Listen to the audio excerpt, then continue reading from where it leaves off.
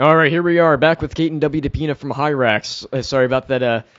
Sorry about the call being too slow. It's the internet's connection problem. Anyway, Hey, it's no problem. No problem. all right. Anyway, I don't know if you heard this song through the radio or not, or if you're just hearing the stuff through the Skype call. But did you ever know the lyrics to that song that just played? Yeah, actually, it's those guys used to contact me quite a bit when they were still together because they've been broken up since then. But I'm pretty well versed in the Spaz history. Um, they're just this crazy, like over the top power violence band from the Bay Area, but really cool guys, and they. To me, it's an honor when if anybody writes a song with your name in it. It's an honor. And all the even just the notoriety from being in Hyrax, I'm like probably the most appreciative musician ever because I just know that I'm lucky that fans care so much about my music. All right. I was wondering, looking at the album cover for Raging Violence, I could never quite figure out what's going on there. Is there any story behind that? Yeah, I'll tell you the story. Believe it or not, I could never quite figure out what the hell was going on with that album cover either because the artist that we had at the time was this guy named Pusshead, and he since then he's worked with a lot of bands. Most notably would probably be Metallica. He did a lot of stuff for them, like the Cliff 'Em All. You remember the Cliff 'Em All video? Well, now I think it's a DVD, but the live footage that they released, I can't even remember what year it is now, but he did like the artwork on that, and he did a few other Metallica pieces of artwork and stuff. But when he was working with us, he was doing two album covers at the same time. He was doing the Hyrax Raging Violence cover, and he was also doing a cover for a band called COC, which was called Animosity. And he was basically trying to break the rules of heavy metal. He wanted to do something different.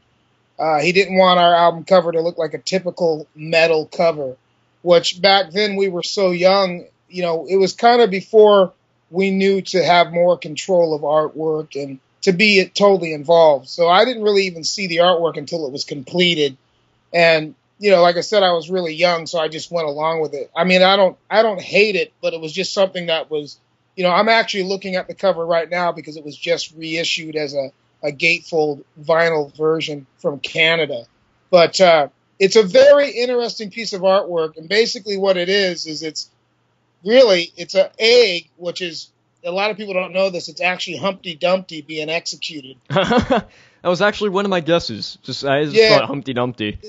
he's not dressed up like Humpty Dumpty, but it's the same kind of concept. It's like Humpty Dumpty being executed by a firing squad behind him. If you notice, there's bullets coming through him. So that's really what's going on. But Pusshead had this crazy idea. But what's funny now, it's like one of our most iconic album covers because it's our first album. All right. I understand from your last album you had Ed Repka work on your album artwork.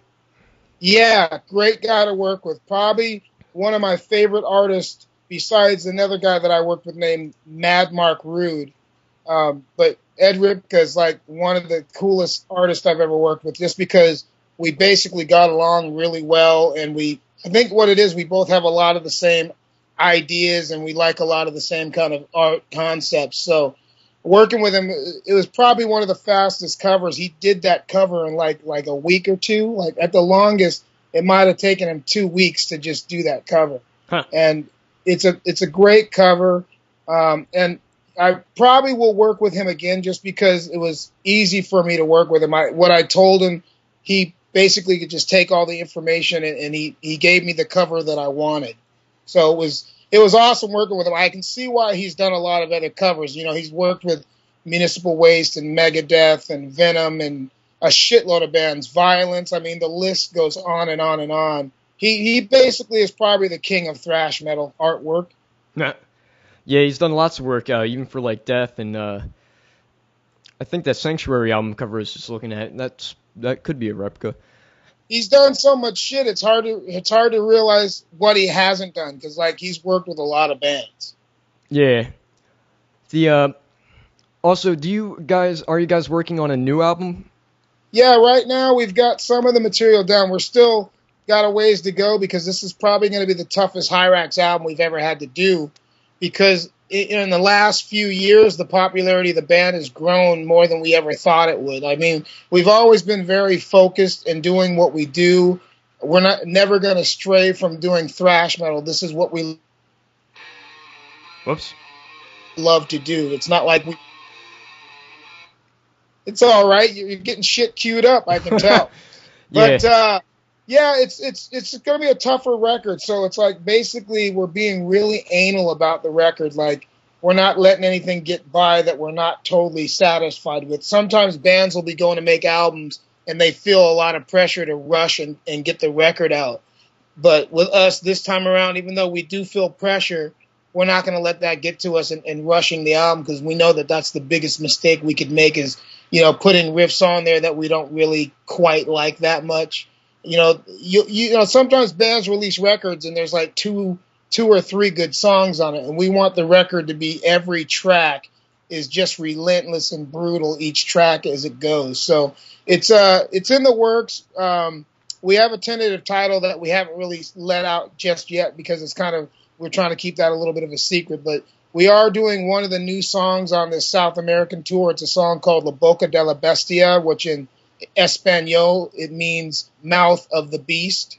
Awesome. And it's an amazing track. Like it's kind of the song that's already set the bar for the album because it's the first song we wrote, and we're so happy with it. We're like every song that follows after this has to be at least as good or we're not going to put it on the record, So we're going to be trying that song out live. I'm sure it's going to go over really well because it's really crushing heavy, but it's also got a lot of speed elements in it, and there's a fuckload of guitar solos. I think that the fans are going to be blown away when they hear the new song. All right. And what do you feel has been the biggest disappointment out of all the new metal releases that came out? Like, what has been the most disappointing new album you've heard from a band you liked? That's a hard question because with me, I'm kind of spoiled. Like, I always get really good records, and especially when we tour, there's usually really good bands opening for us, So I think we're really lucky as being one of those bands that for some reason when we go out on the road, there's usually like great opening acts or great support acts. At the same time, like I don't get caught up in like shitty metal just because like if I feel that there's the new stuff isn't that good, there's always great historic bands for me to go back and find a record that maybe I don't have. There's so many bands. Like I always hear, especially the younger thrash metal kids, which I never get mad when I hear this stuff. But a lot of the younger thrash metal kids don't realize, like, I think it's great that they're checking out these new bands, but they should also still go back and check out the history because there's so many great old school bands that were, like, basically undiscovered. So I just think that, sometimes people need to take some time out to research the old school metal. It doesn't even just have to be thrash. It could be heavy metal, it could be power metal or whatever, but like for me, I'd rather mention bands like Demolition Hammer, or there's a band from Boston that I fucking love called Wargasm. Oh yeah, I've heard of them. Yeah, they're great. They're an amazing band. So, I just think that sometimes people forget that they're like these unsung heroes. I mean, I'm really happy with the success of Hirax, but I always try to mention the bands that haven't been heard of or that were, somehow missed.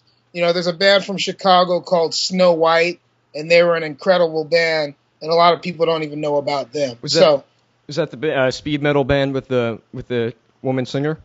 Yeah, they're the first probably 3 records are amazing, but a lot of people miss these bands, or even bands from like Arizona, like Atrophy. There's just so many bands.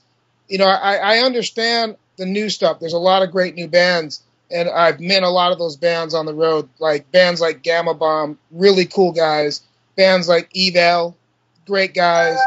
A band from they're like our metal brothers. This band from Brazil called Violator, really good friends of ours. And that stuff's great, but I think at the same time, these kids need to also check out the past stuff because there's so many jewels that you can find that people don't even know about. So many great, great bands. All right. Here's another question by one of my friends. Okay. I think it has an obvious answer to it. What did you like better, 13 by Megadeth or Lulu? Oh, that's an obvious one there.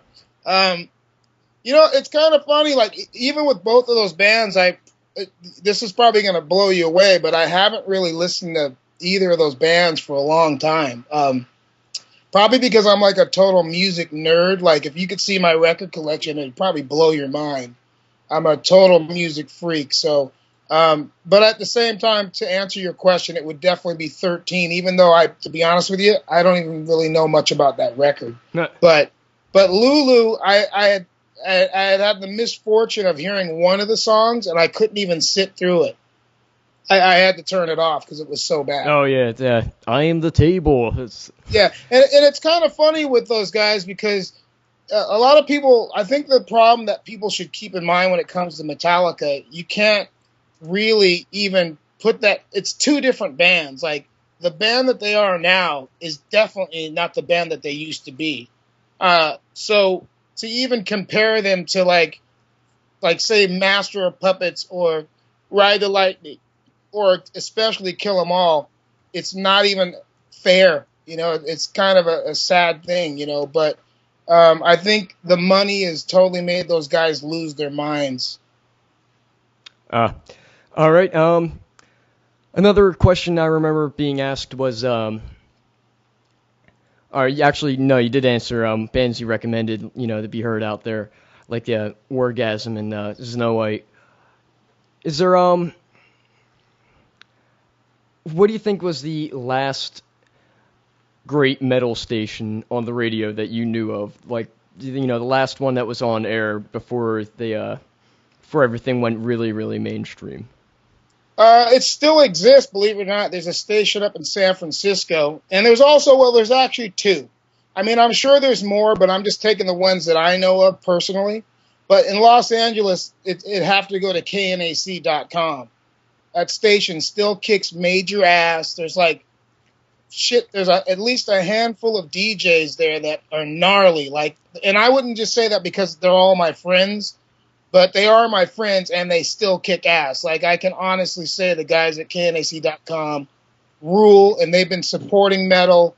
And that's, the sad thing is they don't have the support they had in the 80s. In the 80s, they were huge and they were a major radio station. Now they're on the internet, and it's basically, the fans are keeping them alive, and they're keeping the fans alive. But on Sunday, you can tune in, like any Sunday, you can tune in to knac.com, and you will hear kick-ass metal all Sunday day long. They're great, And then, and that's for Los Angeles. But up in the Bay Area, there's a station called KUSF Radio, and it kicks ass. And they have a guy named Ron Quintana. I don't even know if he's still on the radio there, but he's such a legend that I think they would have kept him at that station even if he was dead. They would just prop his body up in the DJ booth and put his corpse in there and make him spin records because it's such a great radio station. But yeah, KUSF radio up in the Bay Area is great, and knac.com in Los Angeles. These guys fucking support metal, and it's it's a lost art form. I mean, you still got all this other shit out there, and I'm not bashing it because luckily they do play our music as well, but you've got like Sirius satellite radio, but there are no comparison to these stations like knac.com or KUSF radio. All right. Oh yeah, there's one other, I forgot. I think there's a thing called The Bone or something in the Bay Area. It's another station. There's this lady named Nikki Black, and she does a station up in San Francisco, and they do metal as well. But